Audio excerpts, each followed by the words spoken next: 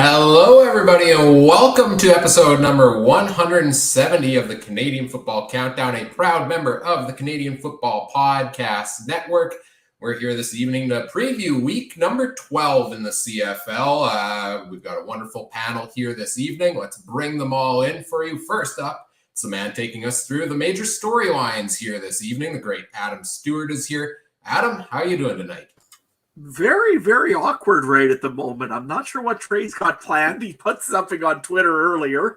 I don't know if he has anything planned. He maybe has nothing, but he sure got me on edge. Anyways, excited to talk the storylines and see what this week brings.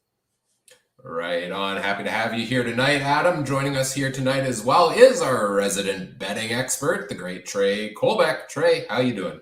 I'm doing fantastic. And yeah, I got a little half special guest. It's not the special guest we've been teasing. Little backstory. I don't know if people know, but I grew up on a small town just on the border of Saskatchewan and Manitoba on the Manitoba side. So for people who know, drinking age is different. So sometimes the Saskatchewan boys like to wander down the road when the drinking age is 18. And this is how I met this guy. So we've been friends for a long time. It's my buddy Gainer. Here he is. Michael had him right in the group chat. He's got his bomber hat on. You know, he's all ready. We're all pals. And, like I said, I don't really want to talk about these 4 games. I'm ready for Labor Day, boys. So let's have some fun.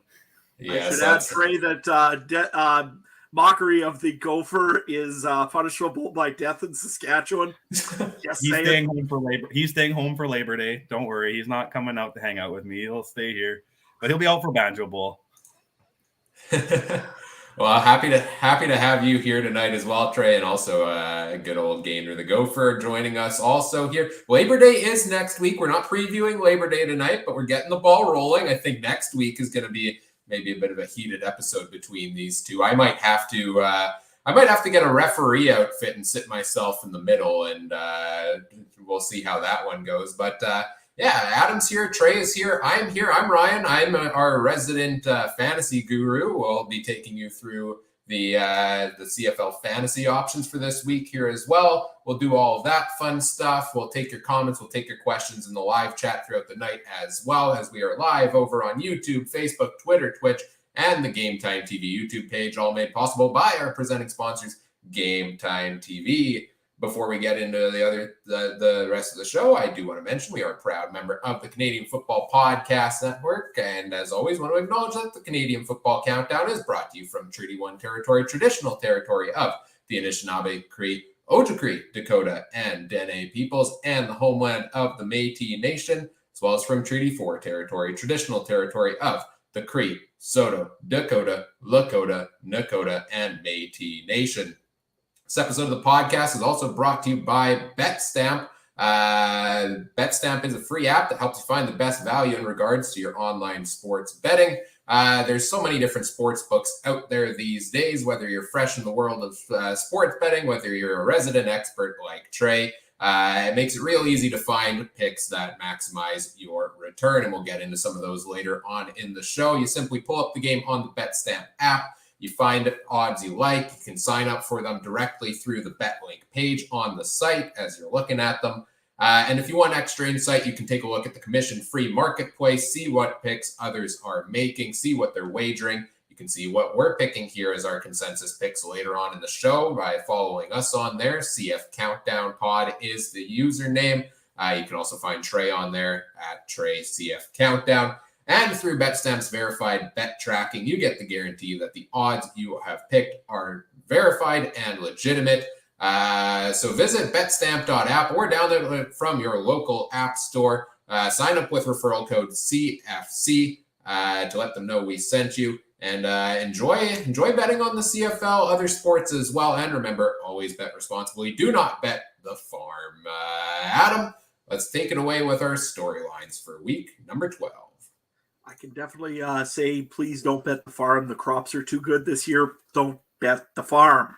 Anyway, nevertheless, we're going to start with Thursday night football tomorrow night. It is going to be a battle. Winnipeg's won the first 2. We're going to see what happens here in battle number 3. The Winnipeg Blue Bombers will host the Calgary Stampeders, who I have to say is now Bo Levi Mitchell-less Calgary Stampeders. Jake Mahar will get the start. for the Stampeders in this one here.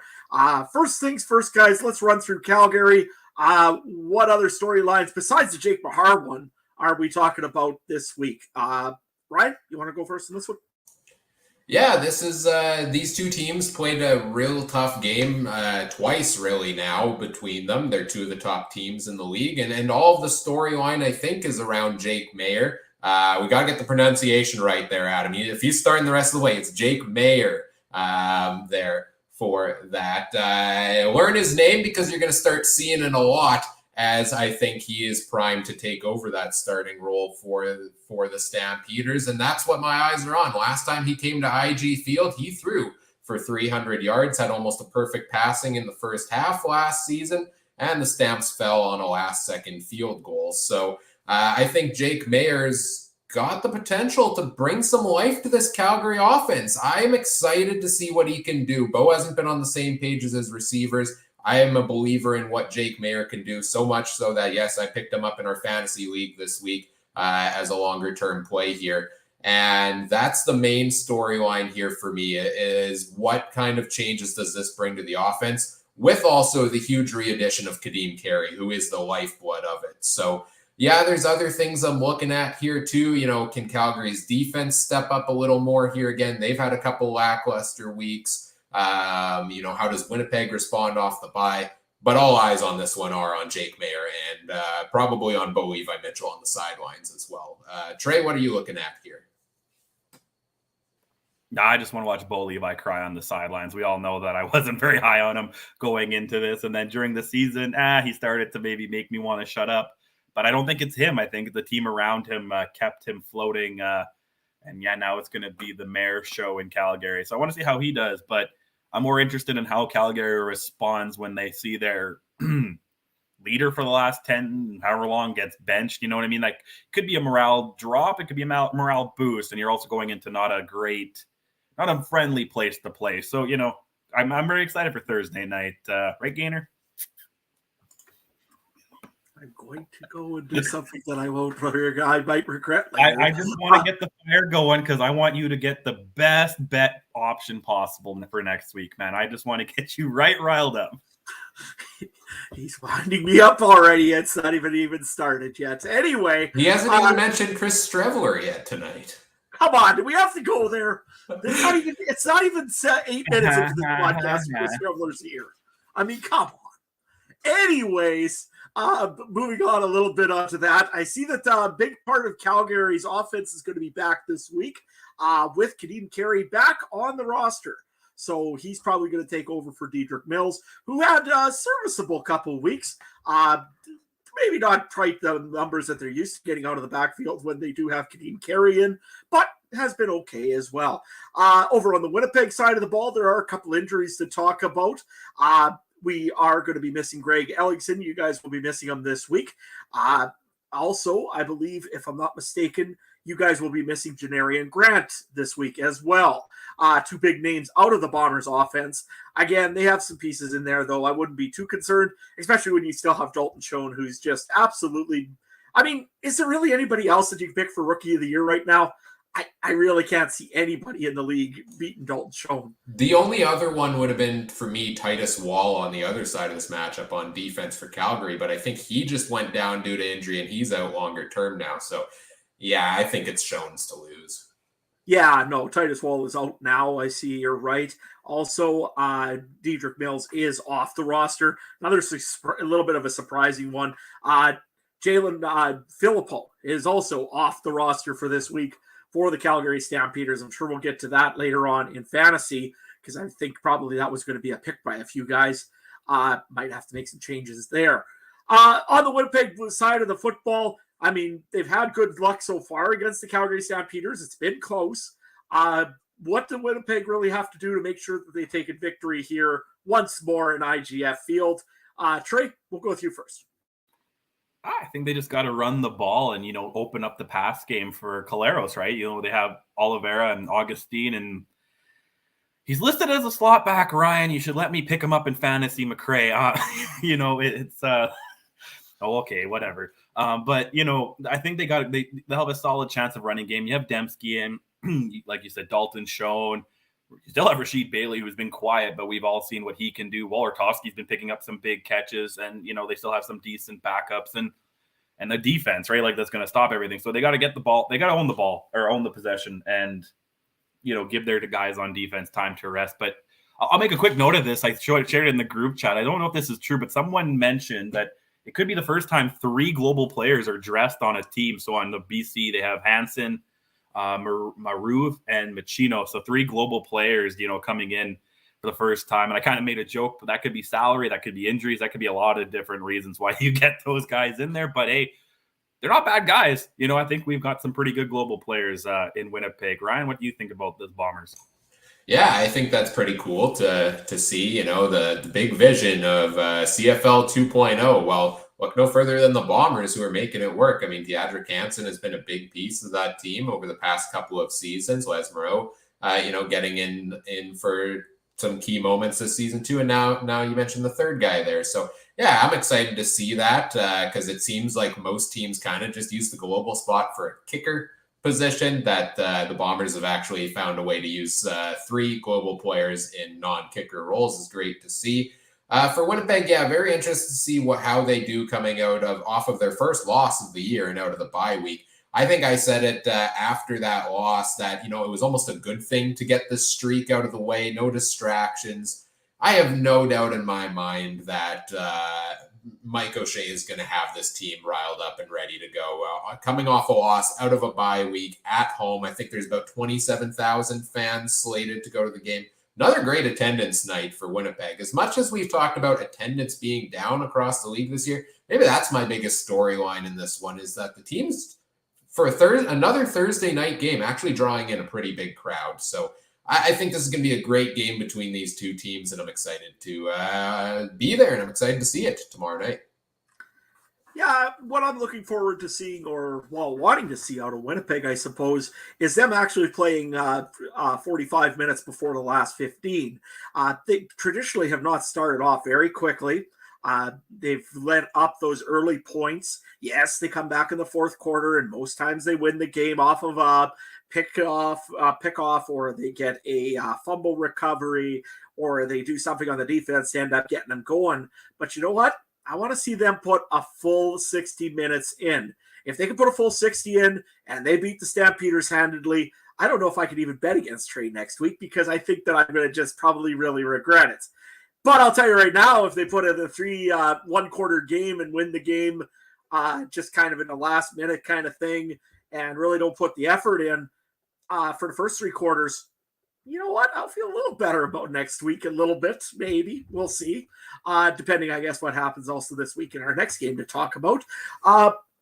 That being said, on this one, guys, I know that there's going to be a little bit of look at Mark Leggio due to the fact that he missed that field goal and then missed that other field goal and then nailed one off the bar. So, I think that probably is one thing, and especially now that NFL cuts are starting to come out, and a certain kicker from Dallas named Liam Hairolahu managed to get himself cut.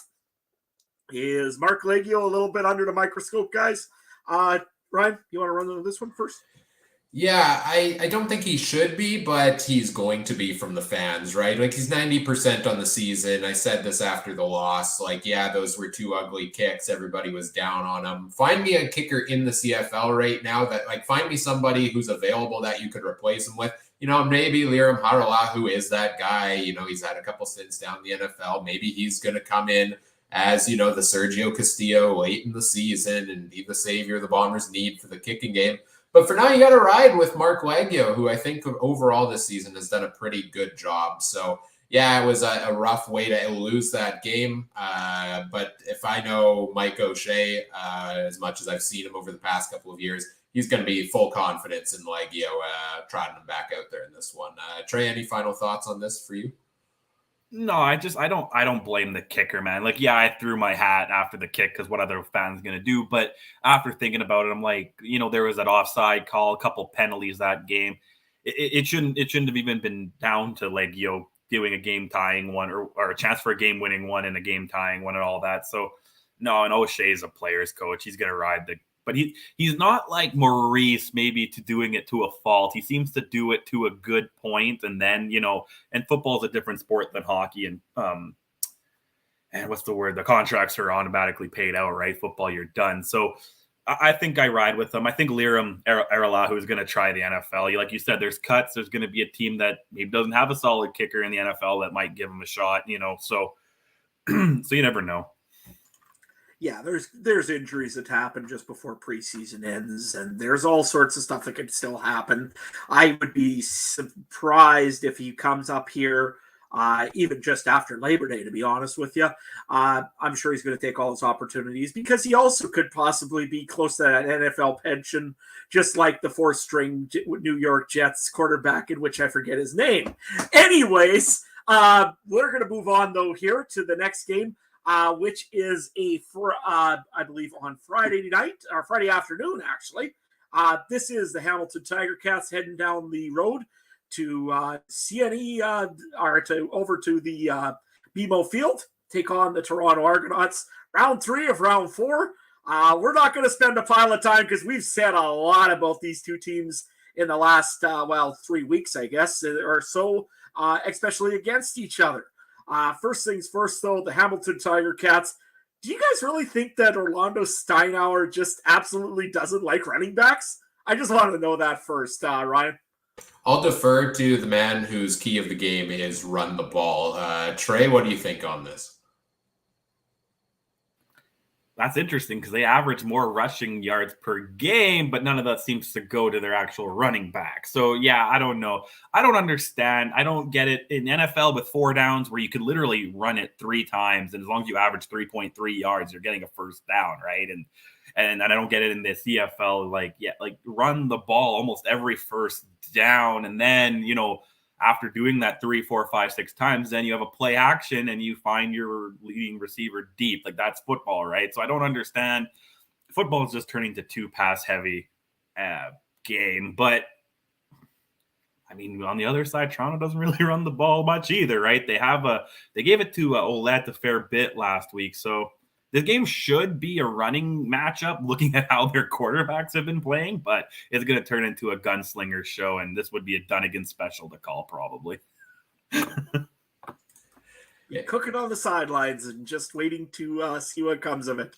Ryan, what's with this Hamilton run game? Yeah, I don't know. It's an interesting one. Like they just don't run the ball. They don't give the ball to their running back. Don Jackson is highly capable of making plays when he has the ball in his hands, but it seems like that's the scheme that Hamilton's going with. And in a lot of games this year, honestly, it's worked for the most part for them. They just can't drive it home, right? Like that's the big thing we're looking at. And I'm interested to see most of all with this Hamilton offense is what the quarterback position looks like this week. Because Matt Schultz has been the starter while Dane Evans has been out due to injury. Orlando Steinauer said Evans is going to play this week, but we don't have a depth chart yet because it's a Friday night game and this is Wednesday. We don't know whether he's the starter, whether it's 1A, 1B. Earlier this season, we saw both him and Schultz out there in different packages. Like, who knows? We could be seeing Hamilton roll a full-on 2-quarterback system in this game because Matt Schultz has done some good things when he's been in there. I think Evans has been kind of shaky at times this year. So I'm really intrigued by how they're going to manage the quarterbacks in this game to try to put their best foot forward here. And they're dealing with a lot of injuries. Like, they're pretty banged up at wide receiver. I think that they're going to get a couple pieces. Like, I think they're getting Poppy White back, who was a solid piece for them last season there as well. I think he was a full participant in practice this week. So that might help a little bit there. But, yeah, you got to get the run game going and take a bit of pressure off the quarterbacks there if you're Hamilton. Absolutely. And having their leading rusher come back this week in Dane Evans. Well, that just sounds weird, but you know what? I had to say it. He's is their leading rusher right now. And maybe he can get something going that way. Hard to say. On the other side of the football, in the run game, we've got AJ Ouellette, who gets his first shot at the Battle of Ontario here. Looked okay out of the backfield making catches last week. Coach Dinwiddie obviously used him in a different way than maybe what most people would have thought. is he able to run the ball, or is this going to have to continue to see any success out of this backfield by just getting out of the backfield and passing it to him? And I know that Richard over in the chat actually had a question. Is McLeod Bethel Thompson on the hot seat? Kind of odd, but okay. Let's ask it. Trey, is MBT on the hot seat? If it was one division or he was in the West, yes. If the fact that he's on the team that's first in the East right now, I'm going to say no. I couldn't imagine them making a huge change at quarterback when you're first, right? But I also say the same thing in Calgary. Like Calgary's only, one game back of second, and they're making quarterback change, right? So the CFL is a weird league. I'd say no. I believe there's a little bit of a push for Chad Kelly maybe. But I honestly couldn't tell you. I'd keep going with MBT. Ryan, what about you?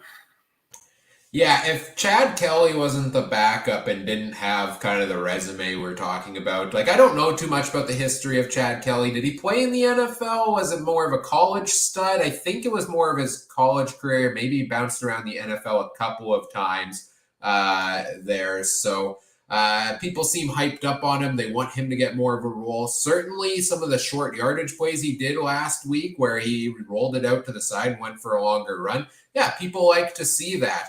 I'm not ready to turn the keys over to him yet, though. I think he could be the longer-term quarterback for the team. MBT is a veteran in this league. He's a bit up there in age for prime quarterback age in the CFL. So maybe that's the long-term transition. But this is the guy. I think he's still the guy. I like MBT. I think he's still had a good season. We talked a couple weeks ago about how he's the third best quarterback in the CFL right now in a lot of statistics this season. And our good friends over from the X's and Argos, I think, have broken that down far better than we'll ever be able to on the play of MBT. But they got to put the ball in the end zone is the big thing. They're getting the efficient drives. He's finding his receivers. He's dumping the ball off to AJ Ouellette, but they're just not finishing the drives, and they're not getting in the end zone. And then all of a sudden you look at, he might have a passing game with 300 yards, but we're also looking at only 3 passing touchdowns in the last 4 games for him. The thing I like that I've seen from him this year is he has, I think, 1 interception in those last 4 games. And that's been the big knock on MBT in the past is the interception. So I think he's still a good quarterback. He's just got to find the end zone. And if the Argos can do that, I think they should be fine. But which Argos team are we going to get this time? It's up and down. It's up and down every single time with them. And it makes it extremely difficult to know and to pick in a game like this. Yeah, just real quick to answer your question. One NFL stat, he has 1 rushing attempt, Chad Kelly, 1 rushing attempt for a -1 yard. That's his only NFL. There we go. Yeah. So it was his college career, 2015 at Ole Miss, 4,000 passing yards, 31 touchdowns, 13 interceptions, and 10 touchdowns on the ground. So, 41 touchdowns in one college year is not too bad. But, translating that into the pros game might be difficult to do. Yeah, with an NFL stat line like that, of course, you would expect him to come light up the CFL, right? That's how it always works. It's Bush League, right? Like, how did Ocho Cinco do? I can't remember, and what about that Manziel guy, Johnny. I do think Kelly has the potential to be a good quarterback here in the CFL. Yeah. No, I think Chad Kelly could be a great quarterback in this league. But, I mean, like anybody else in the CFL, you got to hold your clipboard. You got to be in the practice roster for a little bit to learn this game.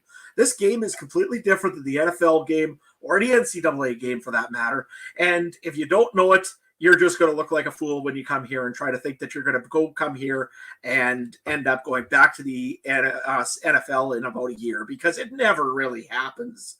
I mean, unless you're an elite all-star, and even then, the game is so different that you got to earn your pay, earn it around here. Ricky Williams, probably your exception. And that was mainly only because of him trying to mostly skip out on a suspension, if I'm not mistaken, about Ricky Williams, correct? So to me, yeah, that's the exception, right? Moving on here, I think there's anything else that you guys want to talk about on this game here. I mean, we've talked about the Ticats, their struggles in the fourth quarter, holding off teams. We've talked about the Argonauts kind of being a Jekyll and Hyde team. I think we move on to the next game here. And it's not because I really wanted to move on to this next game. I really wanted to avoid this game, but they forced me to do this game anyways. Saskatchewan goes on the road this week. They're going to play the Lions. They're probably going to get beaten badly, and we're probably going to go into Winnipeg down 0-2 since the bye week. Anyways, let's move on to the next game after this, and no, I'm kidding. I guess we can't really do that. Trey, what's your thoughts here on the Riders? I said a lot on Monday. What's your thoughts?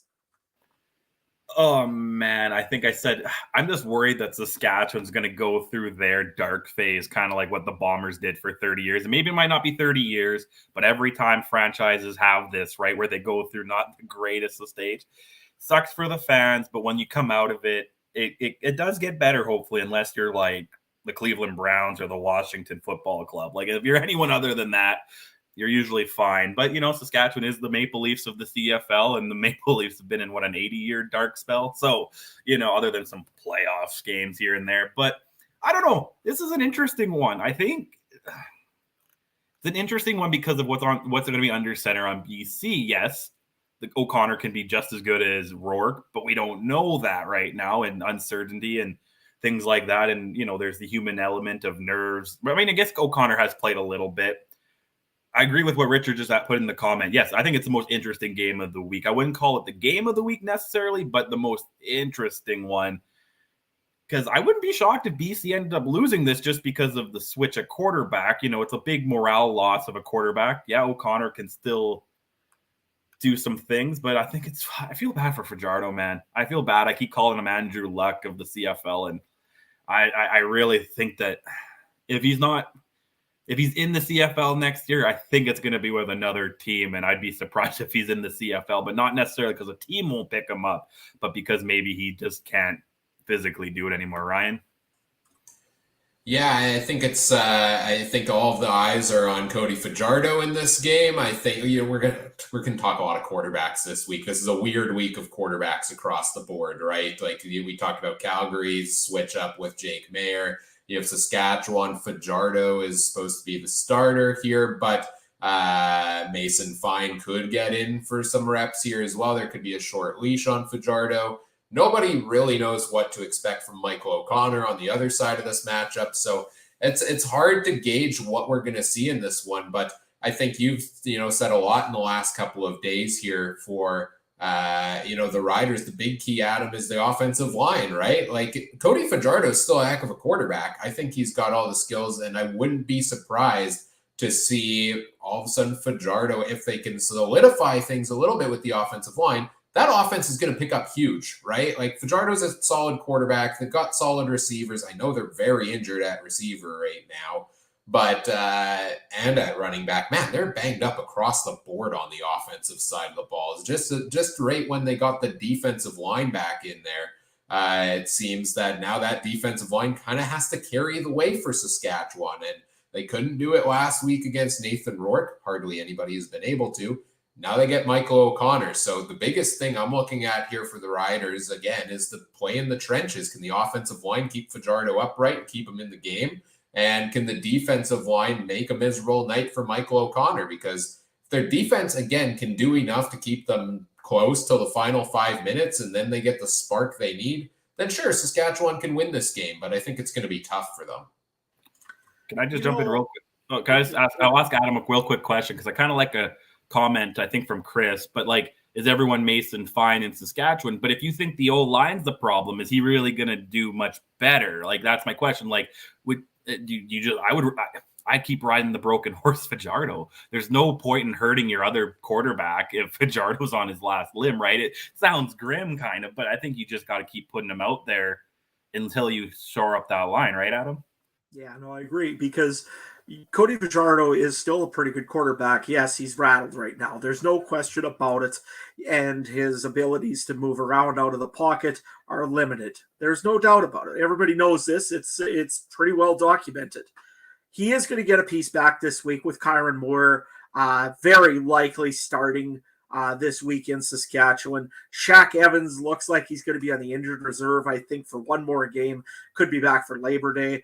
But again, is that what he needs? Probably not. Maybe it allows them to do some short yard passes. These guys are known to get some yards after the catch. You might get something going with that a little bit. But to me, you're not going to gain anything right now by putting Mason Fine in there. Let's put it this way. If this was the Toronto Maple Leafs, you blame your goaltender, you blame your offensive coach, and you blame your head coach, right? In NFL, in NHL, that's what the Maple Leafs always do. And their star forward, if they got one. So in this case, it's the Saskatchewan Roughriders. You blame your quarterback, you blame your head coach, and you blame Jason Moss. Because we are pretty much the fishbowl of the CFL. As much as I don't like saying it, fans are that way, and it's going to be that way for as long as I live. It's going to be that Mason Fine is the best thing since sliced bread right now because he's a second-string quarterback. When he doesn't look good, Jake Golagala is the best thing since sliced bread. And when he doesn't look good, they'll find another one that looks the best thing is sliced bread. And sliced bread is pretty great. Sliced bread is pretty awesome. I mean, big fan of bread. Hey, you don't have to cut it. You don't have to slice it. You don't have to measure, do nothing. It's already cut for you. I mean, it's all great. But you know what? Cody Fajardo has a tendency of stepping up in big games. He's done it in fourth quarters before. -2 uprights in Winnipeg and Saskatchewan. Probably we make a Grey Cup or two. It was that close. And Fajardo was a big piece of that. Is he 100% right now? No, he isn't. But that offensive line is at 0% right now. Until that offensive, except for what they could do over on the defense. And on the defense, they can do some stuff. Mulligan has looked great this year over on the defensive linebacking, secondary, somewhere in there. He's looked great. So has Henderson as well. Has looked very well as well. Lots of good pieces in that Saskatchewan defense. But they can only be on the field for so long. And unless you're going to start dressing Nick Marshall as a quarterback and running defense 20 for the whole game, which I don't know if that would be a great idea, I think you probably got to do some adjusting here and figuring out some stuff for Saskatchewan. We talked a little bit about it here for BC. Michael O'Connor will start the game. Of course, Nathan Rourke out till late October with a foot injury. What do you do to help Michael O'Connor succeed? You've got the best probably receiving core in the league. You've got a pretty good offensive line, and also you got James Butler, who can definitely get it out of the backfield. I mean, you got the pieces there. What does the game plan have to look like, though, for Michael O'Connor? Trey?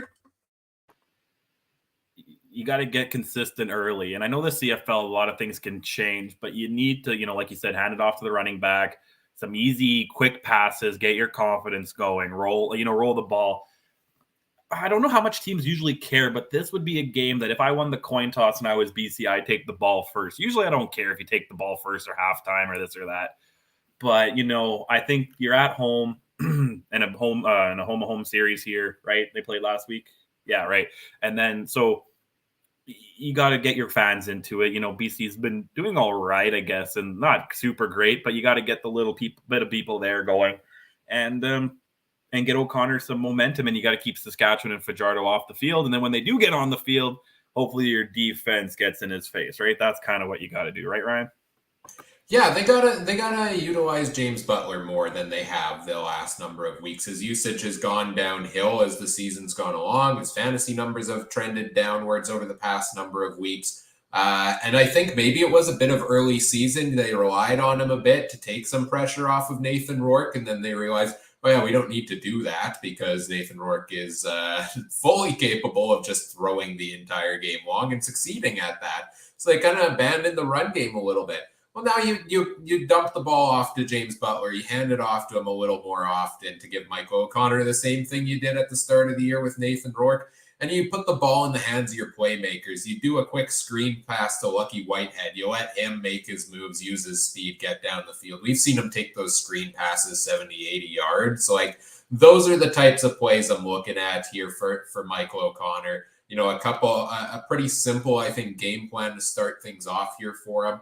And then once he gets a couple good drives under him, then you build the confidence and maybe allow him to take a shot here or there. And he's got the best group of receivers available to bring those down. Or even if he puts the ball roughly in the area, Brian Burnham or Dominic Grimes, those guys are going to find a way to make the play. So I ranted for a little while on our recap show the other day about how I think BC is going to be perfectly fine despite the loss of Nathan Rourke. If you haven't had a chance yet, go back, check that out. It's around the 14-minute mark there. I think this team is going to be perfectly fine here, and I'm excited to see what the Michael O'Connor era, so to say, is going to look like for this team.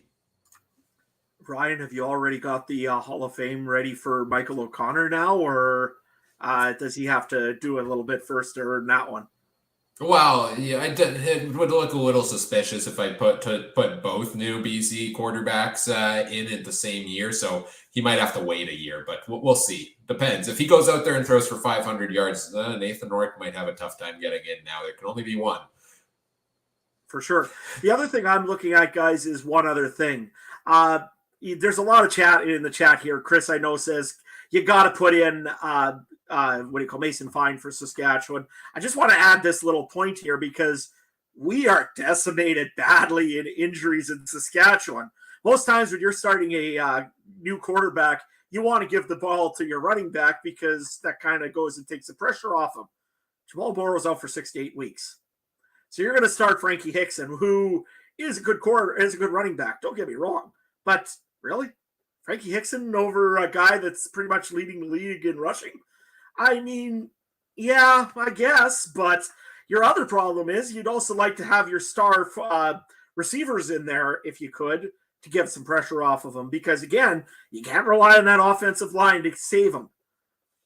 As far as I know, Duke Williams is out for at least this week, maybe even next week, with a hip injury. You still don't have Shaq Evans back. You don't have Mitch Picton in there. You're missing a lot of pieces for Saskatchewan. So do you want to go and subject a quarterback to that? I mean, Cody Fajardo's used to it right now. You may as well run with the horse that brought you here. For now, not saying you should do it for all the time here. And I say for Saskatchewan, the biggest key that you've got right now is just go and rush the daylights out of Michael O'Connor. Try to smoke him a few times in the backfield. Not that way, Garrett Marino. But I want you to go and actually get some pressure on the quarterback. That'll help you guys, I think, out so much more than just going and trying to block in the backfield. Anything else in this game that we're missing here, fellas? They're both Gainer, do you have anything you want to add? No, Gainer says he's fine. He's got to work it, so he's got to stay quiet. Gainer's probably already had a drink or 5 in him if he's ready to go and talk about this game. Anyways, we're going to move on here to the final game of the week. This one here has also got a lot of quarterback stuff to talk about. The Ottawa Redblacks are going into Edmonton to take on the Elks after losing last week. They probably want a little bit of vengeance for that game. I don't know if they can get it, but hey, I guess the first thing we need to talk about is over on the Ottawa side of the football. Is this Paul LaPolice's last stand, or are we saying that he probably still might make the season? What is it going to happen? What's going to happen here in Ottawa? Ryan, go ahead. I don't know. I think they need to move on to another coach, but the coaching cap throws so many wrenches in things. You're probably not bringing somebody else in. You're probably, promoting somebody from within. If that's the case, maybe it's Bob Dice. I think if they were going to do it mid-season, it's probably going to happen during a bye week. They had one a couple weeks ago. They didn't do it then. I don't know when their next one is.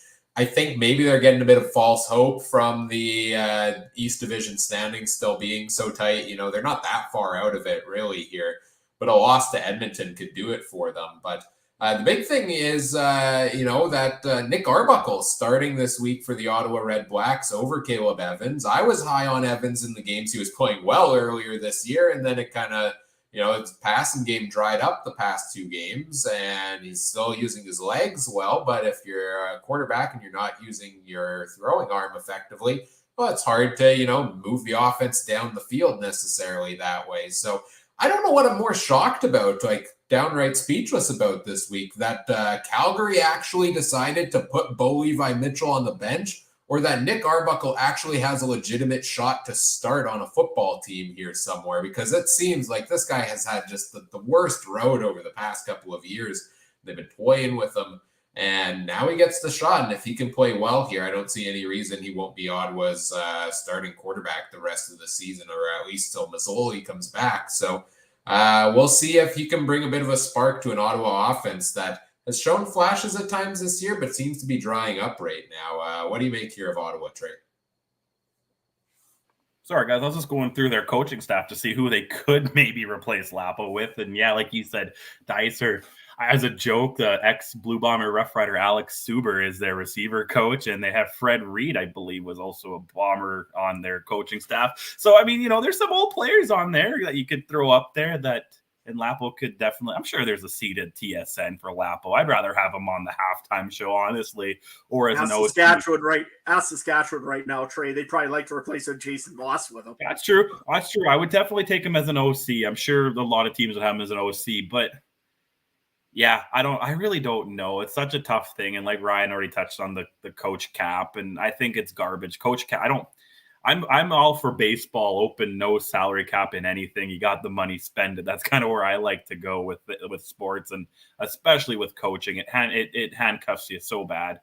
So, but the game itself, we want to talk about the last game, Saskatchewan. Yeesh. And then if Edmonton can get their first win in 1,000 days or something, first home win in like 1,000 days. They're right on Saskatchewan's butt, and they're both going to be battling for that I got baseball and the Blue Jays on my mind too much, the crossover spot. So this one, I think it's a battle of bottom feeders, but this one again is another interesting game. So, I don't know about Lapo. I really don't. I hate to say it, but yeah, if I was on Madden, he'd be canned.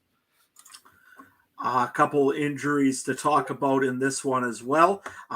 Emmanuel Arsenal has not practiced all week so far. That could be a big part for the Edmonton Elks. He's on the 6th game, I believe. Actually. He is on the 6th game now? Okay. I didn't see that earlier, so I just see that he hasn't practiced here all week. Same thing with Tony Washington. And also there was a cut done by the Edmonton Elks, which is kind of a little bit of a strange thing. Justin Renfro, offensive lineman, was cut. If he isn't on his way to Saskatchewan, I don't know who will be. Over on the Ottawa side of the football, they've got a couple of injuries to note as well. Justin Howell, defensive back, shoulder, did not practice so far all week here. Also, we've got Dino Boyd, limited in practice the first day. He did play in the full one, though, illness as well. And I'm just taking a look at who else they got. RJ Harris just hasn't had much of a season so far. I don't know what's going on there with him in Ottawa. However, you know what? He's also got a hip injury, hasn't practiced all week as well. Looking on the Edmonton side, go ahead, Ryan. One guy for Ottawa we haven't talked about that I really hope to see out there on the depth chart and used in a huge way this week is the return of Devontae Dedmon. I know Terry Williams has been a solid returner here as well. We're talking about the guy who tied or set the record for fastest to 5 return touchdowns with Ottawa last season. So if he comes back in the return role, Paul Appley's better put him out there on offense as well. He's the game breaker. He's the Lucky Whitehead type speed, dynamic playability that I think he can be that next Brandon Banks, Lucky Whitehead type role in the CFL. But last season, Lapo didn't use him there. I know they've got a bit of upgrades at wide receiver this year, but I want to see Devontae Dedmon on offense. And I think if Ottawa does that, that could turn things around here for them potentially. No, I agree. I'm surprised the Miami Dolphins couldn't use a guy like that. You would think that you'd want someone, because have you seen Tuo's arm? You want a guy who can be able to run quick across the field and get some of his throws. But it's great to have the talent back in the CFL. And yeah, it could be a game changer a little bit on special teams. These teams are not that far apart. I think Ottawa's just had a couple bad bounces and a couple bad breaks, but maybe a kick return or two could definitely get them in the win column. The next thing I wanted to talk about on this was, Devontae Dedmon. Yeah, right. He is a great guy. He looks like he's back in. And if he can get some momentum going, you never know what could happen here. The East is still wide open, crazy enough as it sounds. When a team only has one win, you'd think they'd be done. But in this case, they aren't.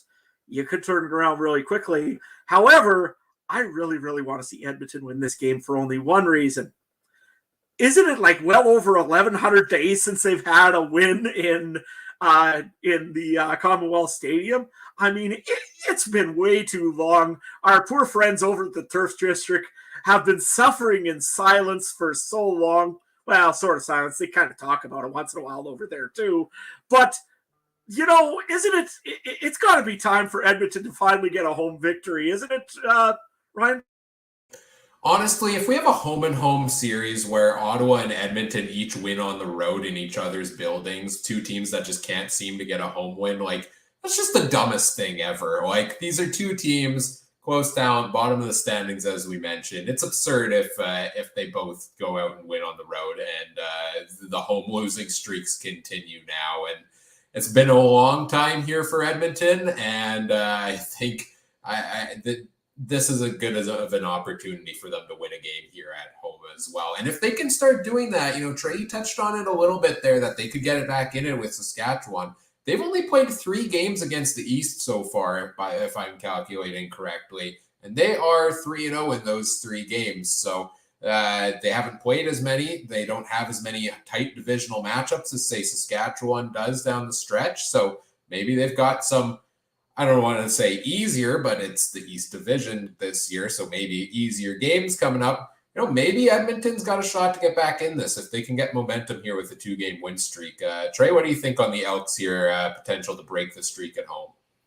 Well, I really hope they do it, and just like Adam said too, because the home thing. But then I like what you're saying, Ryan, about the standing. So after this week, I believe, each Winnipeg and Saskatchewan have a home and home for Labor Day Banjo Bowl, and then Calgary, Edmonton play. And then after that, it's Edmonton, Saskatchewan. So that could be the battle for I keep wanting to say wild card crossover game. And that could basically be the wild card game. The winner of that definitely gets a foot up and could get some points towards the tiebreaker. So, we're going to think that traditionally the 2 Labor Day classic games might split. So they're going to basically be a game or 2 away from each other, if not right on each other's heels going into that game in 3 or 4 weeks. So that's a game I really want to circle on the Friday, September 16th, Edmonton in Saskatchewan. That's going to be a big one, I think, unless Edmonton somehow sweeps Calgary or Saskatchewan sweeps Winnipeg and just gets that much farther ahead of the other. That game's going to be huge. Lights out game in Saskatchewan, exactly 8:00 at night. Should be a good one. Make sure you get your tickets because, it'd be nice to sell one out in Saskatchewan this year. I tried. Yeah. I did my contribution. I bought Labor Day tickets. I bought a couple tickets from the Riders, and I get an email every couple of weeks from them asking if I want to support, and I decided I was going to this time. There you go.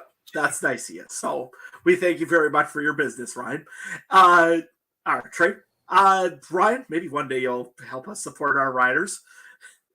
I'm cheering on a quarterback wearing green and white now. Does that help? I mean, it's Chris Streveler with the New York Jets, but I set myself up for this every time. Going on here, we just got one last little thing I want to bring up, and that's CFL news. There was 2 players fined this week here in Week 11. Ottawa's Redblacks linebacker Shahid Salman was fined for a high hit on Taylor Cornelius, quarterback for the Edmonton Elks. And surprise, surprise, Saskatchewan Roughriders defensive lineman Garrett Marino was fined for unnecessary roughness on BC Lions offensive lineman Peter Godber after he blew him up on a snap. Why?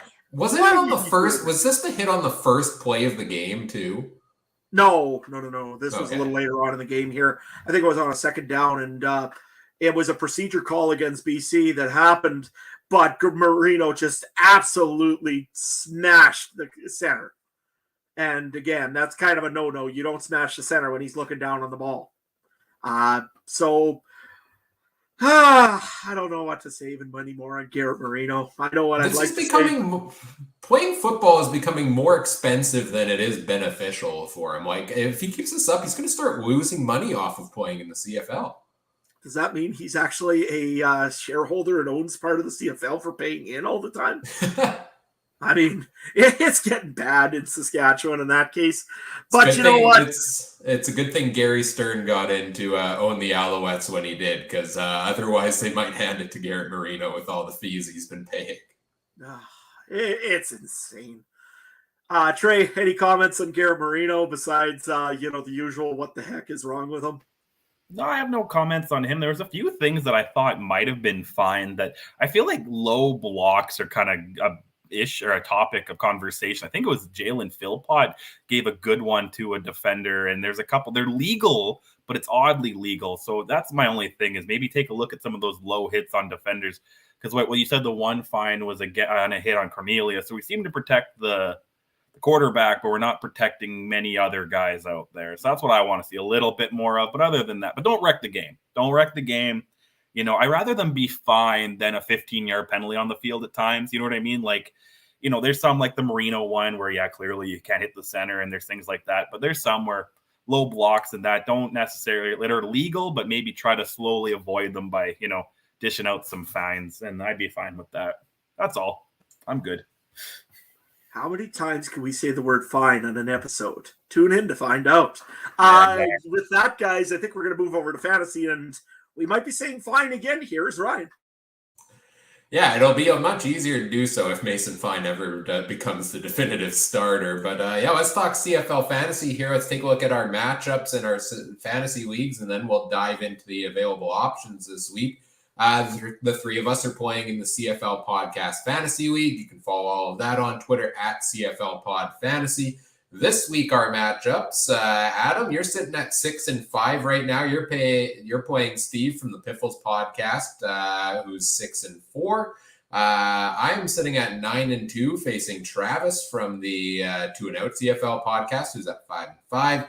And Trey, you're sitting at 7-4 here, playing Ryan Ballantyne from the Horseman Radio at 4-6. So, what do you guys make of matchups here this week?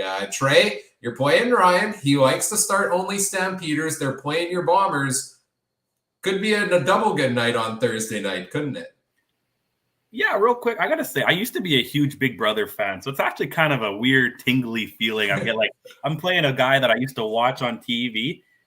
I didn't necessarily root for him. I don't want to say I couldn't stand him, but I did, you know, from a TV standpoint, you know, I kind of wanted other people to win that season. But now it's an interesting feeling. I get a guy who, yeah, it's cool. But I was just thinking, I was going to ask, does he still play nothing but stamps? Because I've went pretty heavy away from, I don't have a stamp on my team. I don't even know. I might have put the Philpott in, but I think he's hurt, right? So, you know, I'm staying away from the stamps. I think I'll do. I'm actually surprised. He's 4-6 and only has picked Stampeders.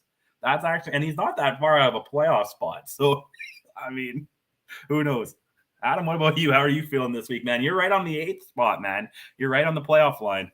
Exactly, and it's an all Sasky battle this week here against Steve. I mean, hey, I wanted to bring up one thing, though, with the Piffles Pod. Those guys are doing some great work over there, helping out the Canadian Cancer Society with a huge fundraiser on September 3rd at the Labor Day game, essentially. I think that's the same day, I think, if I'm right.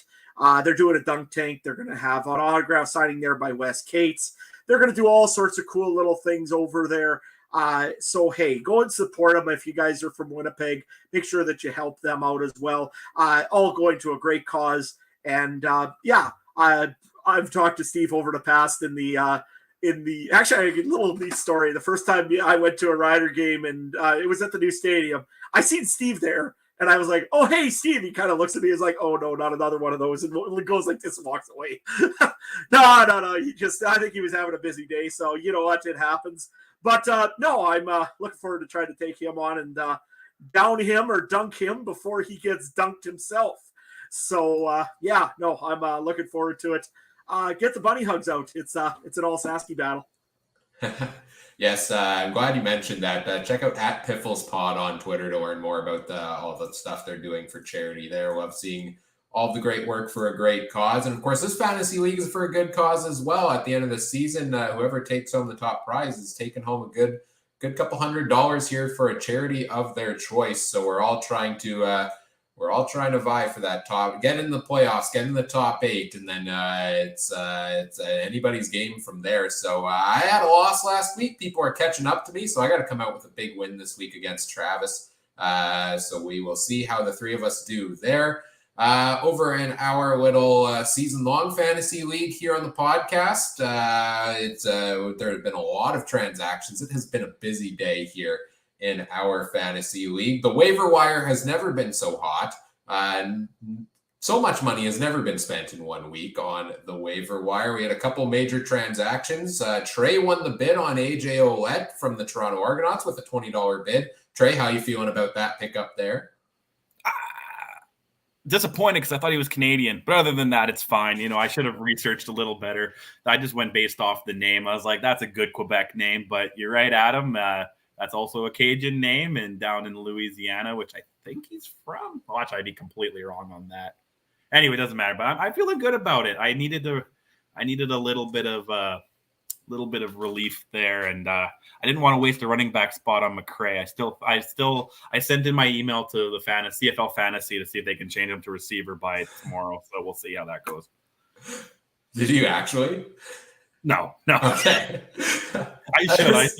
I should just spam tweet the CFL until they change. Because again, in the NFL fantasy, they a lot of times have the slashes for guys, and you can put them in both. I think for guys like McCray and stuff like that, you should definitely have that option. But, next year.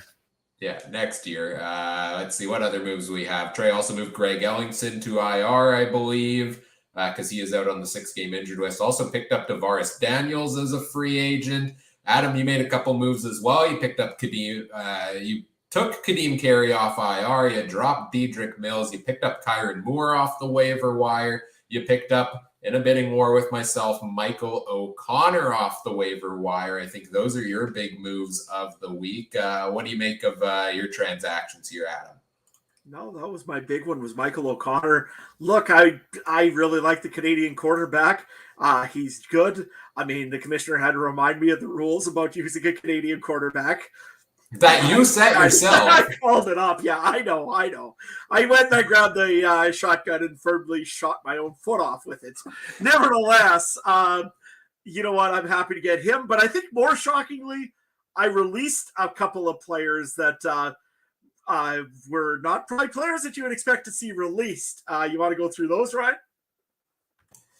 Yeah, remind me if I forget any of them, but Shaq Evans was on your IR. You let go of him. You let go of Malik Henry, who was one of your wide receivers. You almost let go of Nate Bahar and tried to pick up Jalen Philpott off the waiver wire, but Trey beat you to that last week already, so that didn't quite work out as planned. You also put Jamal Morrow on IR and dropped Bo Levi Mitchell to make room for Michael O'Connor. And picked up Frankie Hickson, I believe, as well. I think I got all of your moves there, Adam. It's been a busy day for you. Yeah, no, I said Team Adam, after consulting with the football from that's got green and yellow on it, he told me to make all these moves, and he also told me to keep chopping woods, so I don't know if that has anything to do with it. But nevertheless, yeah, no, I'm kind of I wish Bo Levi Mitchell the best in all his future endeavors. And yeah, I also wish Shaq Evans the best in his future endeavors. And he was promptly signed up, I believe. Yeah, Mike made a couple of moves here this week. Dane Evans is off of IR, so he released Matt Schultz and put Dane Evans back in at quarterback, and has also immediately added Shaq Evans to his injured reserve open spot. So we'll see. Maybe playing a long game there, get him in there before he comes back. As for my moves this week, I got outbid on AJ Ouellette. I got outbid on Michael O'Connor, but I did get a guy I'm very excited to have in my roster because he starts at QB this week, and that is Jake Mayer of the Calgary Stampeders. I went from having the best quarterback situation in our league with Nathan Rourke last week to now I was stuck with an injured Nathan Rourke and Cody Fajardo, who has been struggling a lot lately. I cleaned house. I put Rourke on IR. I picked up Jake Mayer. I also let Cody Fajardo go, and I picked up Taylor Cornelius, who we'll get into talking about why I really love picking up Cornelius here in a second. I also, did I make any other moves this week? I did move Duke Williams to IR. I dropped James Wilder Jr. because he's not coming back this season. And in my open spot, I needed a second Canadian because Nathan Rourke is on IR now. So I picked up Luther Hakunavanu, who is a starting receiver Canadian for the Calgary Stampeders. And Trey, you followed that up with one additional move here. I dropped Cody Fajardo. You have picked up the man in green and white here at QB this week. Take us through that. I needed a quarterback to start this week because my other quarterback's Trevor Harris, and I had Caleb Evans, and he's injured, right? Or he's not starting, I believe. And my choices were Arbuckle or Fajardo, and I was not confident in Lapo's team, so I took Fajardo. And yes, I know there's a good chance he might not start, or he might share time, and he might get yanked like those two old guys on the Muppets getting yanked off the stage or whatever, right? But I gotta go. I don't care at this point. I'm trying to go for Curtis Rourke or Connor Bedard, whoever is first overall pick next year or in 2 years. Lots of season. Connor Bedard. I mean, different sport, but that's fine. That's fine. That's fine. I think he'll get me enough points that they'll cross over fine. Lots of season left to go here still as well. In this league, we're going to the very end of the regular season. So reminder, if you watched our draft episode, first 4 picks in the draft this year, Zach Collaros went number 1, Andrew Harris went number 2, Bo Levi Mitchell went number 3, Cody Fajardo went number 4. All have since been dropped or traded to one another. So like Trey said when we were chatting earlier today, that's fantasy football for you. And speaking of fantasy football, there's a lot of interesting picks every single week. So let's get into talking about the quarterbacks here. If you're playing the official CFL fantasy site, let's take a look at the QBs for week number 12. The charts are here. I've made a few changes to them. I added a little more to them here as well. I added a last 3 games average column because we're at the point of the season now where you can talk about a guy's average over the course of the season, but you got to get those guys on the hot streaks, right? So we'll take a look at some of the players here and whether or not they're holding up better, worse, or the same as their season-long average. Of the available quarterbacks this week, Zach Collaros is the most expensive at $97.12 because Nathan Rourke is on IR. All the way down to the cheapest starter is Nick Arbuckle at $63.88. This is a real tough week to figure out a quarterback, guys, because we've got a couple new starters. Arbuckle's starting new in Ottawa. Michael O'Connor, we haven't seen him yet. We've got Jake Mayer, we've seen very limited. He's taken over for Bo Levi Mitchell. What is the leash like on some of these guys? What is the leash like on Cody Fajardo? How is Hamilton going to look with Dane Evans and Matt Schiltz? This is a messy, messy week of quarterbacks for week number 12. The options I like this week, I'm pretty tempted to go with Michael O'Connor at 7,500. I think BC's wide receivers are going to be able to, lead them to a solid point total here. He's a pretty cheap price here as well. And I think he's got a good matchup against that Saskatchewan defense here, that secondary specifically. I also really like Taylor Cornelius, and this is something where, if you sort this chart by last 3 game average, who's the top quarterback on the chart? It's Taylor Cornelius. He's averaged 19.5 points a game in his last 3 games. He's heating up. That's why I put him on my fantasy roster in our league, because he runs a lot. He's getting better in the passing game, and he's close on averaging that threshold there. So I'm leaning something like Michael O'Connor, Taylor Cornelius here this week for me. I do like Jake Mayer. I don't know if I love it against the Bombers defense. I think maybe I want to wait one more week, but I am considering it there. That's what I'm looking at for quarterbacks this week. Adam, let's start with you. What are you looking at here? Well, I'm looking at this and just thinking I'd rather like to have one of those little spinning wheels and just go da-da-da-da-da-da-da and pick which quarterback comes off of it. Because honestly, I don't have a clue this week. To me, I don't know if I pick the quarterback or I pick the team around the quarterback, and that's the way I'm probably going to work this one. I think I'm going to go with Michael O'Connor just because I think he has the most complete team around him, and he also isn't facing the Winnipeg Blue Bombers defense. That's my theory on this one right now is probably it'll be Michael O'Connor. Jake Mayer, like you said, I don't know if I really, really like it because he's with the against the Blue Bombers this week. And that defensive line could make his life miserable. That being said, if Saskatchewan can get going, it could be the same thing for Michael O'Connor in the defense, but I think that they could tire out as well, just like they do every week. So what the heck? I'll take the BC Lions quarterback. Trey?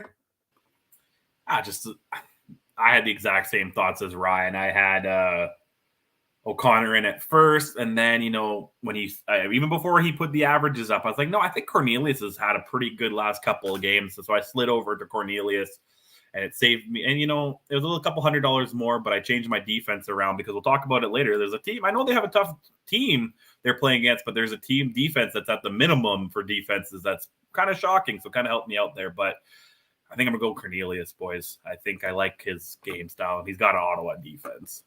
And he's one of the... I should also add just real quick, Cody Fajardo is a really good option there at $9,200. I think you should take him, Trey. I mean, he only had a negative 2.1 last week. I think he should be okay. I can't double book him. I got him in the other league right now. This league's a little bit more tough. I have to beat the celebrity, man. I got to beat the guy that I was booing on Big Brother Canada however many years ago, man. I got to. I can't afford to lose. So yeah. Yeah, and the thing I like about Taylor Cornelius the most is probably just the consistency. Like, he's likely not going to get yanked in this one. We've seen even that blowout to BC, they didn't pull him to put Kyle Oxley in at QB. So volatile week at quarterback, maybe some consistency, a cheap price. Even if he doesn't perform a huge week, you still have potential there from Taylor Cornelius. Let's take a look at our running backs here this week. Kadeem Carey's back in the lineup. He's the most expensive at $8,959, all the way down to a couple of interesting options at the $2,500 price. This week, again, interesting week here. Some of the ones I like the most. I've got my eyes on Brady Oliveira at $67.37. Here's where the averages, come into play at a couple of these guys here over the last few weeks. James Butler has averaged 17.1 points a game on the season. The last 3 games, he's averaged 10.1. He has trended down. Those aren't numbers you like at an $8,000 price. A guy you do like is Brady Oliveira, who 10.4 average on the season, but the last 3 games, he's at 17.7, and he hit 18.8 last one. The Bombers are using Oliveira now effectively. He still is probably going to get touchdowns poached by Dakota Prukop, which sucks for your running back, but he's getting more of a workload. I like Oliveira this week. I like AJ Ouellette at 4,501. Big game last week, 18 points, mostly as a receiver. I don't think he's getting 8 catches again this week or whatever it was, but I do think maybe he gets a little more involved in the rushing game. Frankie Hickson, intriguing pick at 4,000 as the starter for Saskatchewan, but I don't like the Jason Ma's playbook, and I don't like the matchup with BC, so I'm a little hesitant to go the direction of Frankie Hickson here. You could go Devontae Williams against that Elks defense. Ottawa's running back, but again, their running game hasn't been super sharp. Couple other sneaky potential plays here. Greg McCrae is listed as a running back, but is the starting slot back for the Bombers this week. He comes in at 2,500. If you really want to punt the running back position, you could basically get another wide receiver at that spot for the bare minimum price, which could pay off well for you this week. That's kind of the options I'm considering at running back this week. A combination of McCrae, maybe Oliveira, AJ Ouellette, something in that general category there. Let's start with you, Trey. What are you looking at running back this week? Nah, I just got Ouellette and McCrae. I like this Ouellette guy. I think he could definitely break get some major yards, and I'm going to go with McCrae for the exact reason why you said. He's listed as a receiver. You could get some big open passes. He's a pretty fast guy, and he's 2,500, right? So it kind of fits in nicely. And the next, I was going to say next to him is Dalton Schoen, who we're going to talk about later. And I think to have those two guys combined for only $9,500, I'll take that, right? So, Adam.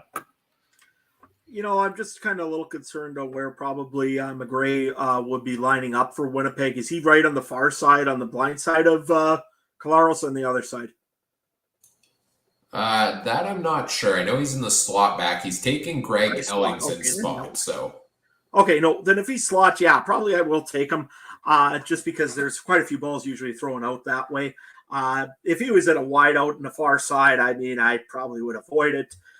Just because of the position of where they usually make throws to. So I'll take McGray. The other one I'm going to take is Frankie Hickson. You know what? Saskatchewan was able to run the ball and usually can run it pretty effectively, but yet for some reason Jason Moss has decided not to run the ball. You know what? just because he has a running back in there. For some reason this week he'll decide to run the ball. So what the heck? I'll throw Frankie Hickson in there. And, Kadeem Carey is the one we haven't talked about. He's had a fantastic year. He's averaged 16.9 points a game. He had a big one. I think his last game might have been that one against the Bombers where he put up 28.4. So Jake Mayer needs some help to get going here. Maybe they lean on him, but there's just too many good options at cheaper prices. I think you save the money for wide receiver and go with one of these cheaper options. But if you do, I'd stay away from the Edmonton running backs because Chris Jones is pulling some depth chart shenanigans here the past couple of weeks where whether it's Ante Milanovic-Litre or Malik Irons, whoever is listed as the starter, the other guy seems to start the first drive. So, you're probably going to be disappointed if you go either of those directions. Let's move on to wide receiver here. And let's go straight back to you here, Adam. Who are you looking at as your potential wide receivers this week as I scroll through it here on the video feed? This time. There we go. You know what? He's too much money, though. I just am kind of looking at this for the first time as well this week. Kyron Moore is just a little too much money for me this week. I wanted to take him because he's back. I figured they're going to try to target him and get him involved right away in Saskatchewan. Just a little too much money for my liking just to take that chance because it's his first game of the season. Dalton Schoen I really like from Winnipeg. He's always got a touchdown in him some way, somehow. He'll have another one. Another one that I really kind of like is, again, I was going to take one of the Filippo boys, but they aren't going to be there this week. I do usually try to go a little cheaper sometimes on my running backs or on my wide receivers. I was thinking also to go with Devontae Dedmon this week just to see what I get in returns, and I hope that how high is he this week? Is he right ridiculous? Or is he even on the list? I think I may have not pulled him in on my charts here, but I believe on the CFL Fantasy site, if somebody can look it up quickly, I think he's around $5,500 if I was seeing correctly. So, Dedmon is $59.53. Yeah, so I'll probably have Devontae Dedmon in here. The other one that I really would like to have in my roster this week, if I'm not on a boycott of Saskatchewan, is Justin McInnes. He's had a few good. I think he's actually out. Justin McInnes is out? I think he is out according to the injury reports. Really? Oh, okay. Well, then I guess we'll take him. Another option might be Pappy White from Hamilton, back from injury. I don't know how much they'll get him involved, but he might be worth looking at. He has had some games, against Toronto. So we'll see what happens there. Trey, I don't know who else to say on my team, so who do you got? Well, I got to go with Dalton Schoen. I think I went with him almost every game this year. His price still isn't that ridiculous. Yeah, 7,000, but I mean, he's still in the top, 5-6 in receiving yards. And like you said, gets a touchdown every week. So I'm going to go there. And then my other two, my receiver and flex spot, I'm going to go with the two BC guys. A little costly, but I'm going to go Keon Hatcher and Brian Burnham. They got a guy under center now who might need to be leaning on his receivers to help him out a little bit here. So I'm going to go with those two guys. Yeah, Richard in the chat mentioned, when was the last time three receivers from one team were the top three in price? Yeah, Rhymes, Whitehead, and Burnham are the three most expensive in the game. Just shows how good BC's offense has been this season, that they're at the top of the charts. And it's costly to put them in there, but if they can produce again, I mean, it's paid off a lot of times throughout the season. In terms of options I like this week, I think he's too expensive for me to find the money to fit him in, but I like Kenny Lawler of the Edmonton Elks because he's Taylor Cornelius's go-to guy, and his other go-to guy, Manny Arsenault, is on the 6-game injured list. So if they're going to have a good day passing, it's likely Lawler's getting a high target share. He's getting some end zone looks there. I like Tim White still. In his last 3 games, he's been heating up here, 19.8 points. He had the big 39.5 last week, ever since Braylon Addison went down. And I called this a couple weeks ago that Tim White is going to be the go-to guy. In fact, Stephen Dunbar, who was so clutch earlier this season, is now trending downwards to only 9.9 average the past couple of weeks. So Tim White seems to be the go-to option in Hamilton. Dalton Schoen, yeah, I'm putting him in my lineup. I made the mistake a couple weeks ago of not, and I'm just not going to make that mistake again until he starts flopping week after week, which I don't think is happening. 15.7 on the season, 18.2 in his last 3 for him. As we scroll down the list here, kind of intrigued by an option like a Kamar Jordan or a Malik Henry. I don't think I have the guts to put them in my lineup at that price, but new quarterback in Jake Maier should bring life to that offense. Maybe he looks at a veteran guy like Jordan. Maybe they end up on the same page, but I don't know if I'm trusting to put that money in my lineup. As we scroll down the list here, the couple other options I like. One, my big value play recommendation of the week, because again, you can't take Jalen Philpott, you can't take Tyson Philpott at $2,500 this week. The big one for me is Sean Bain of the Calgary Stampeders. He comes in at $32.96. I believe he was their number 1 receiver last week. He put up 16.9 points. He's averaged 12 in his last 3 games. There's no Richie Sindani this week. There's no Jalen Philpott this week. If Jake Maier is going to have a good game, I think Bain is going to get involved there a decent amount, so I like him this week there as well. Also potentially like DeMonte Coxey to get a little more involved in that Toronto offense, but I think that there's a lot of pieces there. And Keandre Smith has been heating up for Hamilton with the injuries there as well. 6.6 average in his last 3 games. He seems to get a couple catches every week, and he's $2,500. So those are the potential plays I'm looking at wide receiver here as well. Interestingly, Brandon Banks is almost bottom salary now at $25.87. It makes it so tempting every time he drops in price to put him in based on his past, but I don't know. It seems like he's still not hitting his weight here in his past couple games. Over on the defensive side of the ball, if we're picking a defense this week, there's only 2 above minimum price. $39.26 is Calgary, $37.50 is BC. Everybody else is at $3,200. And guys, I'm kind of shocked by this. Winnipeg and Saskatchewan both at $3,200. We have not seen that in quite some time. Trey, was this one of the teams you were talking about at 3,200, or were you looking somewhere else here at defense? No, originally I had BC because I thought maybe they'd get all up in Fajardo and, get like that. And I could make a last second change. I need to do a little bit of salary cap moving. But then I thought, yeah, Mayor's had some good games against BC, like you mentioned earlier in the show.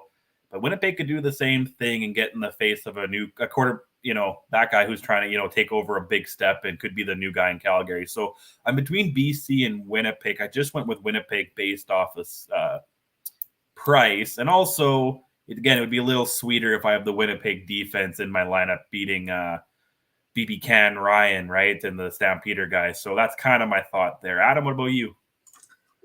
If Saskatchewan is going to have any hope of winning this game, I have to take Saskatchewan. They're one of the low-priced odd defenses, which is weird, especially seeing as they're playing a quarterback that I believe, if I'm not mistaken, Michael O'Connor is more of a passing from the pocket quarterback from what I can remember of him in the university days. I don't know. I kind of think that could be the changing point for a win for Saskatchewan. But if nothing else, it might get me some points for some interceptions and some sacks and some other good stuff. So I think I'll go try Saskatchewan one more time. They've broken my heart so many times, but I think I'll try it one more time. Ryan?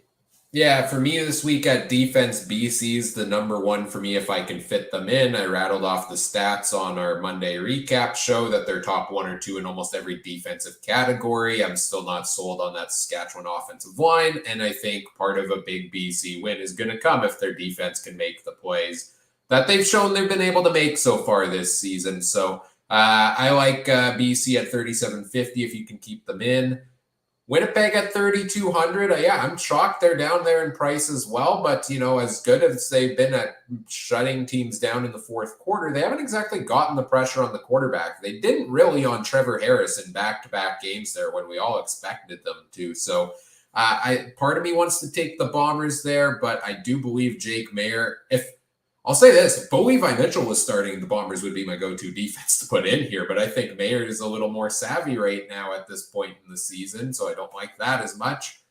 I might go Toronto if I need a $3,200 defense. Dane Evans back in. He's thrown a couple picks this year. Toronto against Calgary last week. Huge defensive effort in the first half. Kind of tempted there. They seem a bit streaky, but could deliver a big total. But Trey, we've got a question in the chat from Chris that asks, what does Gainer say for you to pick this week on defense? What's that, buddy? He says take the Saskatchewan defense. No, that's probably what he would have to say legally and contractually. I don't think the face of the franchise can legally take any other one else, right? So hey, he's also not supposed to wear a Winnipeg Blue Bombers hat, but here we are.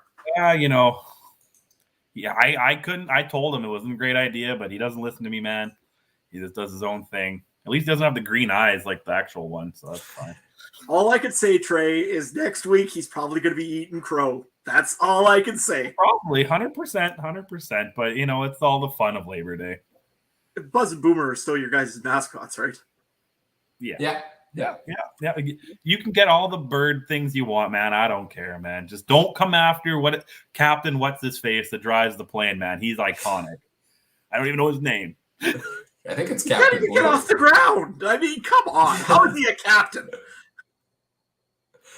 Of course, you can tune in to our Wednesday night preview next week for the Labor Day weekend games. Might have a bit of a special episode on that one. Not sure if we're going to get into covering all the games because I have a feeling these guys are going to have a lot to say on Winnipeg and Saskatchewan. But let's get into our betting content here. Our picks against the spread, powered by Betstamp. Betstamp helps you find the best prices for your online wagers to maximize the value. Learn more at betstamp.app. Sign up with referral code CFC. Start tracking your bets there today. And that's what we're going to do with the picks we're making here as well. The three of us will make our picks against the spread. We'll use the Betstamp best odds to determine what our spreads are. And then our consensus picks, best 2 out of 3, will decide what our officially tracked picks are for the week. So I'll pull them up here on the screen as you take us away here, resident betting expert Trey. Yes, sir, guys. Thursday night football. Oh, man, I can't wait for NFL season 2. But this Thursday night's up north of the border. We got the Stamps rolling into IG Field. Oh, man. I'm going to take the Bombers -6 at cool bet there. I know it's been a close series, and I'm just, again, I think the Bombers are going to win. It's that dang spread that Ryan always likes to say, but I'm going to take the Bombers -6. Let's move up the ladder here. Adam, what do you think?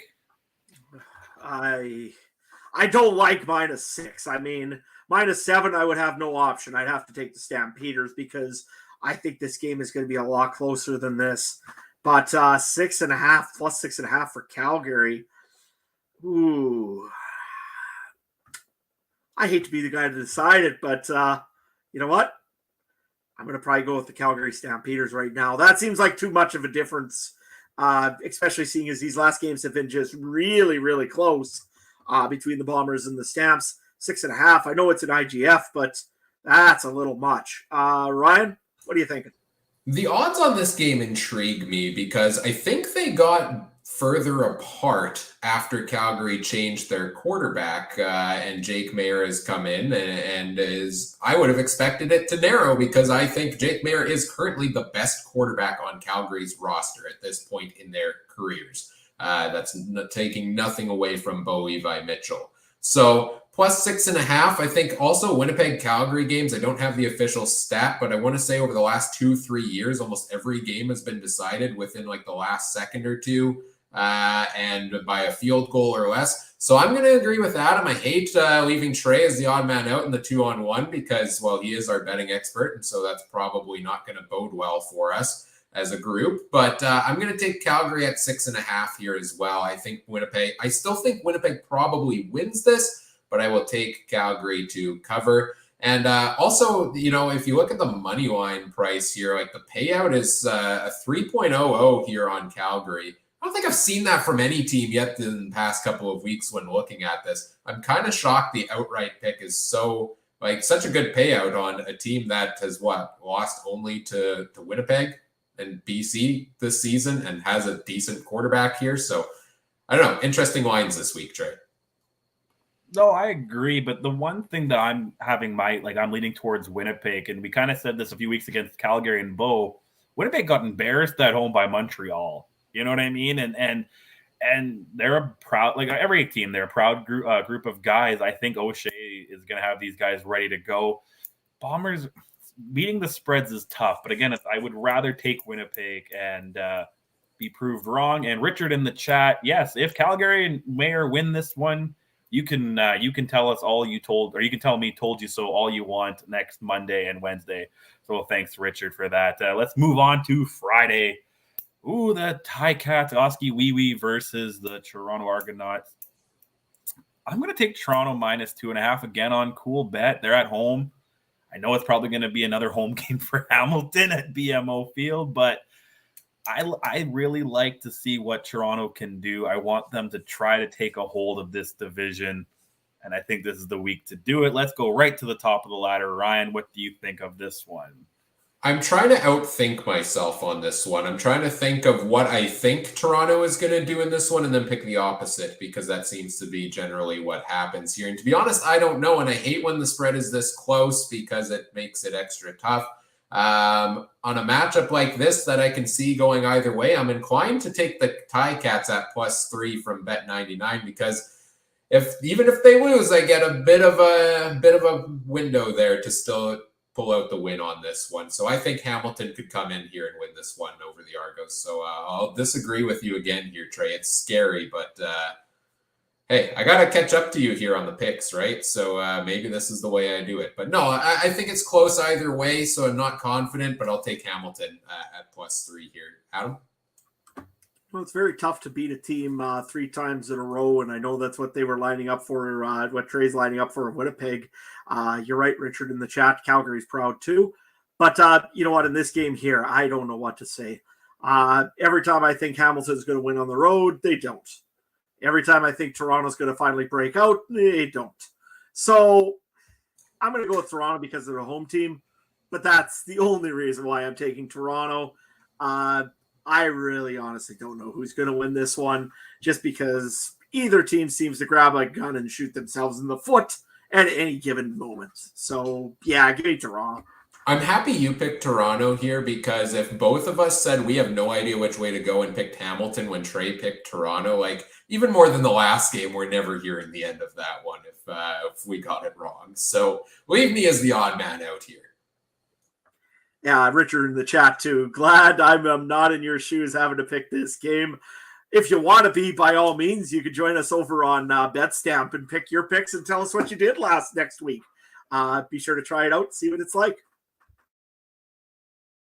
Yeah, for sure. I've been having a good time keeping track of my my progress on there. So yeah, make sure to check it out. But on to this one, Friday. Oh man, this is going to be another late game to stay up to. I hate these BC start times, but Saskatchewan goes into BC. I hate taking the favorites all the time, but I'm going to have to take BC because I think it's their game to lose. Yes, Saskatchewan could easily win it. Or not easily win it, but there are things they could do to win it. But I think if BC does win, they're going to do what they do and leave O'Connor out there and kind of run the score up a bit. So I'm going to go with BC. Adam, I know this one's probably going to hurt you to pick too, man. BC, next. Well, I'll make it a clean sweep across the board here. I'm picking the Lions here. If the spread was bigger than it is, maybe I would have some consideration. But if we're picking between Saskatchewan at +4.5 from Tony Bet or BC at -3.5 from Cool Bet here, yeah, I don't think that's too big of an outcome for BC. I'll take the Lions to win this one by more than 3.5 points. I just want to read a question in the chat there. Chris, you say this will be like a home game for Saskatchewan. There's always more green and orange. The crowd isn't traveling like it used to, I'll tell you that much. I could see there being a few more Rider fans in the crowd than usual, but kudos to the BC ownership. They are getting orange in that crowd, and they don't care how they do it. They are going to get some more orange in this crowd, And I just don't know if I like the odds right now with that offensive line with Saskatchewan. I'd like to say Saskatchewan because it's my team, but I can't right now in good conscience say that they can win this game until I can actually see some reasonable reason to actually pick them. Probably I'm going to pick the opponents for the foreseeable future, except for next week. That one there's all different. We'll talk about that next week. No, of course, man. Of course. It doesn't matter what the lines are. We have to take our teams next week. On to the last game of the week. It's a couple weeks ago, I think I called it for the first overall pick game, but now Edmonton's got a little momentum going and looking at fourth place potentially. I'm going to take all the favorites this week, and I hate to do it, but I really think Edmonton's going to break their loseless at home streak and do it by a couple points. Oh, watch it be no, Edmonton. I'm going to stick with Edmonton. Ryan? Chaos. I'm going with Ottawa here. I think that's just the stupidness of Ottawa coming in and Edmonton losing here at home again. Nick Arbuckle does not like the way he was handled in Edmonton. I think he comes in for the revenge game, and there's no other person I think in the CFL that anybody would rather have revenge against than Chris Jones. So I think this is a must-win for Ottawa, obviously, here, and they find a way to get it done on the road. I will take Ottawa at +3.5. I'm looking at this game here, and I really hope that there's one of those beer fridges in Edmonton somewhere that's going to be right full, and the gates get unlocked right when they win this one, because those Edmonton fans need a drink after 1,100 days of not winning a home game. I think it's finally going to happen this week. I'm going to go with the Edmonton Elks. I just look at Ottawa and I say that you could have anybody back there right now. The coaching is not there. The preparation isn't there. I got to say that it's going to be the Edmonton Elks. And finally, they can actually drink and celebrate a home game. I love it, boys. Real quick, just to recap. Keep his standings here. I think I said him on Monday, but Mr. Ryan not doing too bad. Rookie better gambler, 24 and 19. That's too bad. Adam, you did really good, man. I was actually scared early on that you were gonna pass me and I was gonna lose my resident betting title. 22 and 21. We'll give you that. It's you've been busy on the farm, man. We'll give you that, and it's tough to look at all the lines and stuff. And myself, 27 and 16. I got a 3-win lead on Cooper Trooper up top there. But hey, you are making money with all of us if you bet along. So keep that in mind. Yeah, and you can see here, if you're watching the video feed, here's our consensus picks over the past number of weeks. You can find that on betstamp.app and search in the marketplace for at CF Countdown Pod is our name there. And hopefully we had 3-1 last week. Hopefully a better week this week with the consensus picks, although I picked against you guys here twice. So what do I want? Our consensus picks to be right or my picks to be right here? Maybe a mix of both. Of course, you can follow along all season long and lots of fun being had here. If you do sign up for Betstamp, use referral code CFC. We've been talking about the Edmonton super quick here. We've been talking about the Edmonton homestand and losing streak. Another ridiculous streak is the race to 400 home wins that Winnipeg and Calgary are both at, I think, 399. And Edmonton has been at, 397 for like 2.5 years now. And just haven't won a game at home. So Winnipeg's got the shot against Calgary to get it. We've been waiting weeks and weeks. Both of them lost their last home games. Winnipeg could do it this week, or Edmonton could get themselves on a roll, and who knows, and it becomes more interesting going into next week. So watch out for that. I think that pretty much does it here for our Week 12 preview as we get ready to wrap things up. Lots of fun tonight. Lots of fun to come on the podcast next week. We'll have our Week 12 recap show on Monday night. We'll recap everything from this week, go through the storylines, power rankings, players of the week, and of course, fantasy and betting results there as well. Same time, 9 p.m. Winnipeg time, 8 p.m. Saskatchewan. You can find us over on YouTube, Facebook, Twitter, Twitch, and the Game Time TV YouTube page streaming live there. You can also find it in your podcast feeds Tuesday morning. You can catch our Week 12 preview show, or Week 13 preview show, or Labor Day preview show again next week. Expect fireworks, bring the popcorn. Adam and Trey, Bomber fan, Rider fan. I mean, I'm a Bomber fan as well, but I feel like I'm the impartial, neutral observer. I'm finding a ref costume if I can, okay? It's going to be fun. It's going to be a great week here on the podcast for that. Looking very much forward to it. Maybe a guest coming in to help us out with it as well, but you'll have to stay tuned. No, it's not Gainer the Gopher again. Maybe it is. I don't know. Trey, you can bring him back next week. You know what, Gainer, you did all right tonight. I think you had a good first appearance on the pod. You're welcome back anytime, Mr. Gopher. Next week, Week 13 preview, Wednesday night, 9 p.m. Winnipeg, 8 p.m. Saskatchewan. Adjust to your other time zones accordingly. All made possible by our presenting sponsor, Game Time TV. Learn more at facebook.com/GameTimeTVMB. Thank you to everybody who's joined us in the chat all night long here. Lots of great comments as always. Appreciate you hanging out with us. And if you want to follow us on social media, you can find us on Facebook and Twitter. Search CF Countdown Pod there. Check out the great shows from around the Canadian Football Podcast Network as well at CF Pod Network. And of course, you can find each of us over on social media. Adam, where can people find everything you're doing these days? Yeah, you can find me at Adam Stewart 1. Going to be lots and lots of brace yourselves. There's lots of harvest photos coming very soon. I actually started in the field tonight. Managed to get a little bit pre-harvest done. So there's going to be lots of combining photos coming very soon. Rider fans, please come and help me strategize on how we're going to beat Trey and the Blue Bombers next week, because I've got to figure out some stuff to try to get him off his game, just to see how bad of a bet he'll make.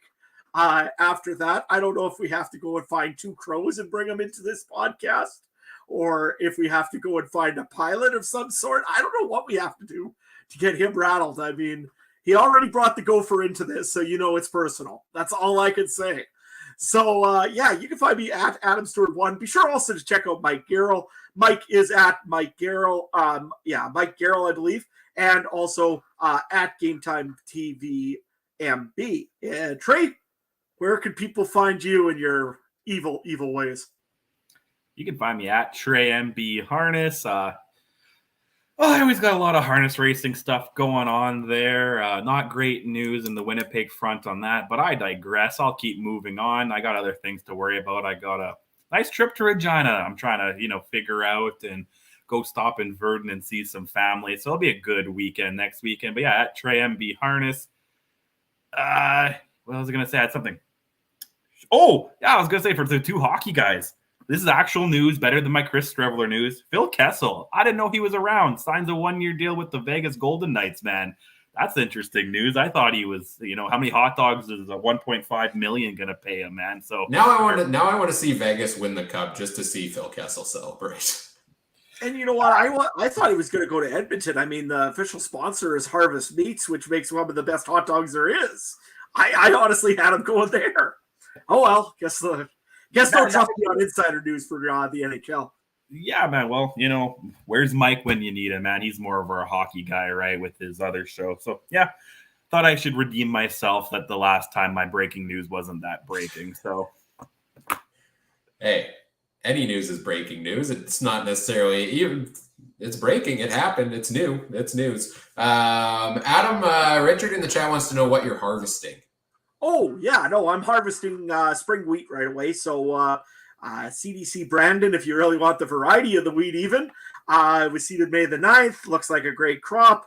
I was doing some pre-harvesting there today. I would think probably in about a week or so, we will be combining for sure because, it'll be probably sprayed off by then and ready to go. So, if you want to follow me over there. I also do some live posts on Instagram during harvest. So if you guys want to sit and visit with me in the combine, by all means, Farmer in Sask for that as well. I guess I forgot to mention that earlier. And Chris, no, I'm not going to go talk to the wheat bales. The wheat bales won't help me. Right now, I'm focusing on that football from Edmonton. I mean, from the yellow and green team that runs around the stands. So he's giving me some advice. Perfect. You can find me on Twitter at CooperTrooper42. It starts with a K. If you want to talk CFL Fantasy, I'm always down to chat that. The NFL's starting up soon, and I'm trying to get more into that this year. I've got an NFL fantasy draft coming up. I've been doing a lot of studying for that, but I could use some tips. So if you got any, I'm the CFL fantasy guru. I'm not so good on the NFL side yet. So got any hints, send them my way at CooperTrooper42, and looking forward to more football coming up here soon. Yeah, if I could just add real quick, college season starts too, so maybe check out our friend Brandon. I think they start this week. There's a game in Ireland. I believe Nebraska plays Northwestern in Dublin this week. Yeah, I know. Apparently it's big. They're NCAA fans in the UK, apparently. So just keep that in mind. So, NCAA season starts soon too for fantasy and betting people out there. Yeah, so check out Brandon Sanders at CFF University, hosts the Campus to Canton podcast. I think they just dropped their first 2 episodes for the season. So go check that out there, and go back and listen to the episode he did here with us a couple weeks ago, talking about college players that are now playing in the CFL. Lots of fun there. Of course, you can catch all of our shows live every week over on a variety of platforms, and whatever podcast platform you're listening or watching on, we always appreciate if you do all the fun things such as like, comment, subscribe, rate, review, share the show with your friends, help us grow the show. We always appreciate that. We appreciate everybody hanging out with us. I appreciate both of you guys for another fun night here, and looking forward to another fun week of football here. Thanks for listening. Take care. Have a good one. Bye.